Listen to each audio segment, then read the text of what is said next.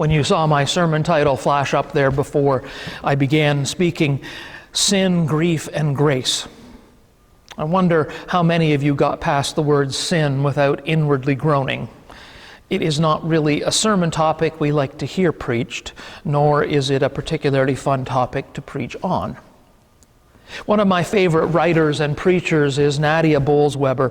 She is a Lutheran minister who founded and continues to be a pastor at the House for All Sinners and Saints, a mission congregation of the Evangelical Lutheran Church of America located in Denver, Colorado. I was able to meet her and to listen to her as part of a week-long preaching conference in Nashville back in 2013. And she has this to say about sin in a blog post. Our culture has no idea what to do with a day. And here she is talking about Ash Wednesday, which was this past Wednesday, and the season of Lent, which Ash Wednesday marks the beginning of. Our culture has no idea what to do with a day that celebrates the fact that we all sin and are going to die. But sin is, strangely enough, one of my favorite things to talk about. I sometimes greet my friends by saying, "Hello, sinner." It's a term of deep affection. I reclaim the word sinner. I love to talk about sin, which makes little sense to people who want to label me as a liberal. I think perhaps the actual liberals equate admitting we are sinful with having low self-esteem. And then the conservatives equate sin with immorality. Only sometimes do sin and immorality converge. So one end of the church tells us that sin is an antiquated notion that only makes us feel bad about ourselves, so we should avoid mentioning it at all. While the other end of the church tells us that sin is the same as immorality and totally avoidable if you are just a good, squeaky clean Christian. Sin. While our reading from Genesis this morning does not mention sin, it is all about sin. As Bible stories go, the story about Noah's Ark has few peers. Children love this story. They have a good time playing with the various toys and puzzles that tie into Noah's Ark, just like the wooden one I have from Malawi that I used in the children's story this morning. And of course, the sight of a rainbow still reminds children and all of us of this story. Scholars tell us that just about every ancient culture told some form or another of this flood story. The biblical story in Genesis is about the only such tale that has really survived into the modern world, such that even today it is fair to say that most people, whether they are particularly religious or not, know the broad outlines of the story of Noah's Ark. Images of an ark stuffed with animals. It even crops up now and again in advertisements for insurance companies or other products. And whenever we endure a rainy stretch of days, some people invariably make jokes about building an ark. Given how well loved this story is, I would probably become quite unpopular if I suggested that most of that story that we remember actually misses the main point. But I wasn't ordained to be popular, so I'll say it. Most of that story that we hold so dear about Noah's Ark, it kind of misses the point. All of those narrative details about the ark and the animals 2 by 2 and the raven and the dove, they're all important. But in our attention to those elements of the story, we miss the very central part of the tale, the heart of God. This story is first and last about what happens inside God's heart. I mean, it's about Noah and his family too, of course, but not centrally. Did you ever notice that Noah never says a single word? Only at the very end of chapter 9 does Noah open his mouth at all, but otherwise, throughout the whole course of the story, Noah doesn't utter a peep. Nor are we given even small glimpses into Noah's thoughts or what may have been going on inside his heart. Yet over and over again, we get a rare but intimate look at what is happening inside God's heart. God talks quite a bit in this story. And more than that, God's thought process is described in a quite detailed way. Furthermore, what we see happening inside God's heart is the very core of this whole story. God changes. God decides to follow a different path after the flood waters dry up. He says that He will never again send a flood like this one. Why not? Is the reason because the flood cleansed the earth of all the sin? Nope. The answer to that is no. If we need proof that some things have not changed, the very end of Genesis 9, which we didn't read this morning, grimly provides it for us. Because the very last image of chapter 9 is of naked Noah sleeping in his tent on account of having drunk too much wine the night before.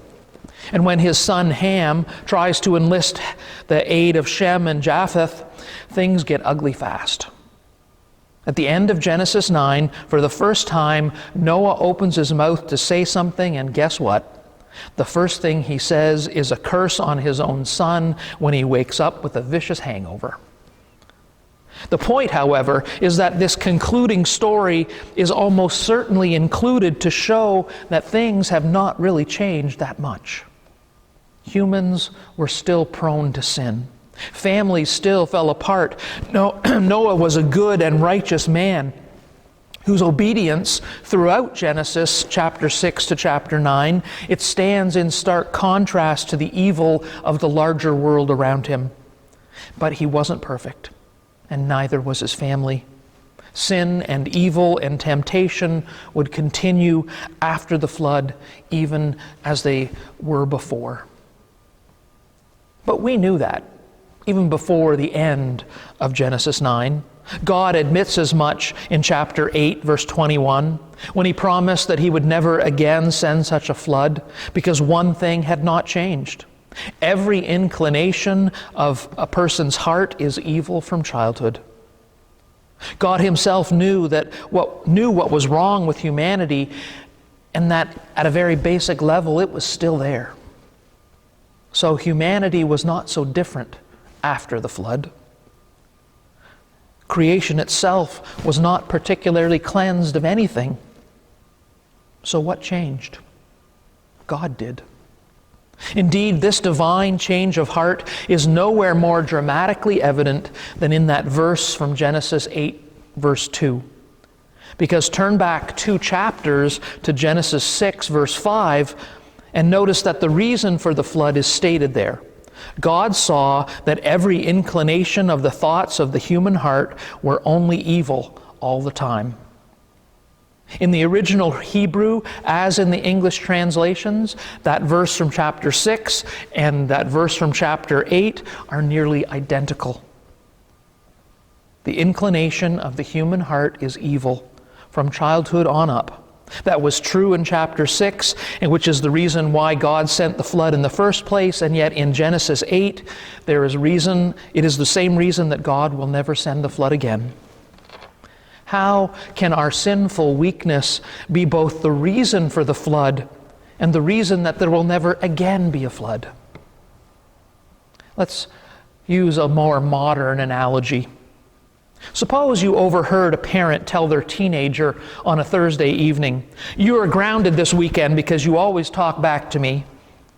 And so suppose the teen was grounded, having to skip the Friday night football game and the sleepover on Saturday. But then imagine how confused you'd be if on the following Monday you heard the same parent and teen talking again. And the parent says, "Never again will I ground you because I know that you'll just keep talking back to me anyway." Said no parent ever.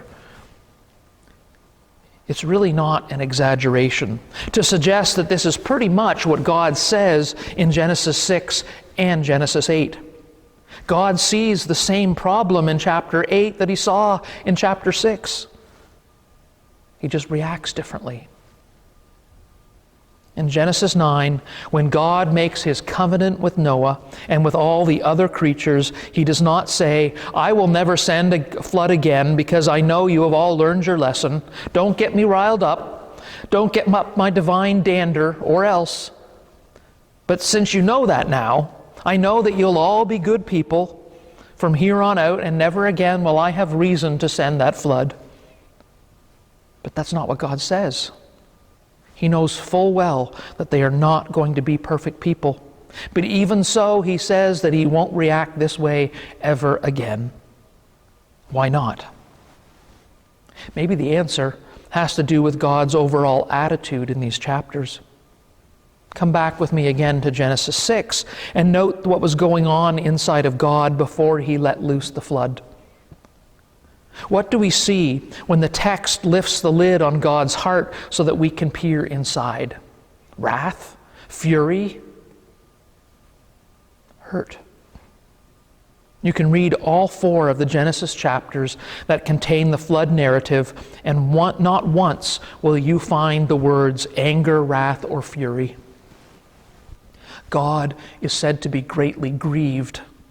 God is shown to have the biggest broken heart of all time. He is a wounded parent lamenting a wayward child. Have you ever talked with parents whose son or daughter is rebellious or in trouble, heading down the wrong path? Most of the time, what you detect in such parents is not anger, but deep, deep pain and heartache. If parents genuinely love their children, then the response to waywardness is usually tears, not tirades.